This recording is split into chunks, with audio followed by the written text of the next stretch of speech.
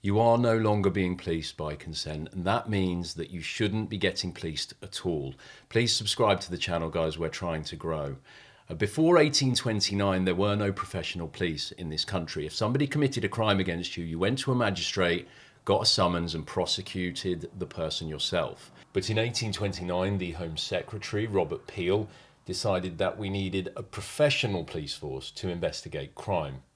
The problem that he had was that the public didn't want one. They associated men in uniform in large groups with weapons with continental tyranny.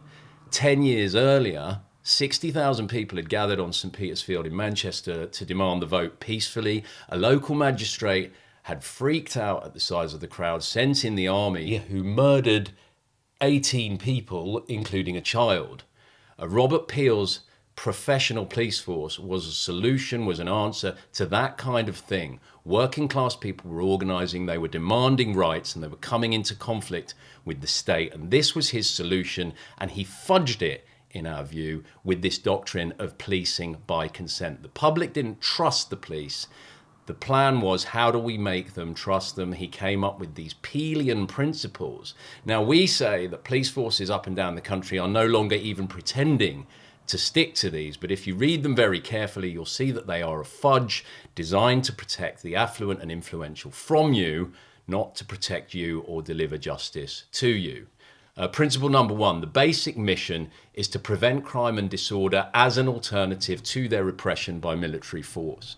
So the basic mission is to prevent crime and disorder, not to deliver justice to the public. And there is, of course, the threat of the army lurking there in the background, just like there is today.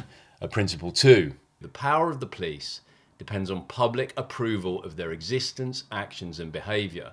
Well, we'd say they've definitely lost that, but why does the power of the police not depend on them simply solving crimes and enforcing the law? It depends here on the approval of the public, and that's why you always hear Keir Starmer saying things like, the public don't want this, the public don't want that, and the police are just enforcing that. He's got no way of knowing that. Often he knows that the public do not want whatever the police are enforcing, but he says that to give them cover under Peelian Principle number 2.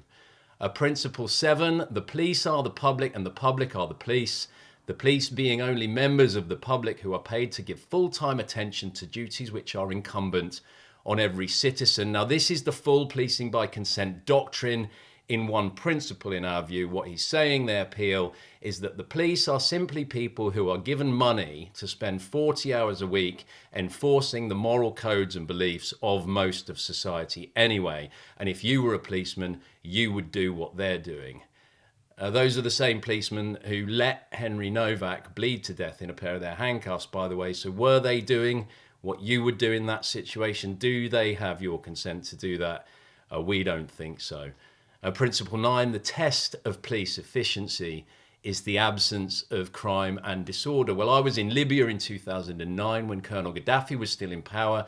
There was a total absence of crime and disorder because the police were very efficient at locking people up and murdering them when they committed crime. What I'm saying is the absence of crime and disorder isn't necessarily indicative of consensual policing. It could be indicative of something else. Now, the public hated the police immediately. They called them Blue Devils, Peel's a bloody gang, and our favourite nickname actually was the Blue Lobsters. Now, that last one is the sharpest. At this time, the British Army were wearing red. Lobsters are blue before you cook them. They go red when you boil them.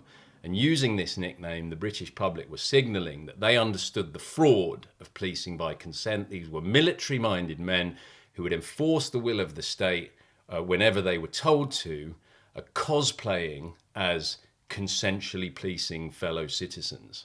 This cartoon was published in 1829. It's called Reviewing the Blue Devils, alias the Raw Lobsters, alias the Bludgeon Men, and it shows the then Home Secretary as a police sergeant.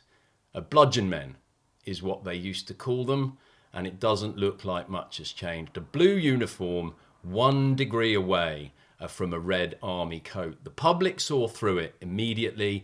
The working class has never believed it, and that is why the police hate them so much. So our question to the people of the United Kingdom after the weekend we've just had and after recent events, Do the police still have your consent to police you? Drop an answer in the comments. I'm not a public servant. I don't serve you. Who do you serve? Not you.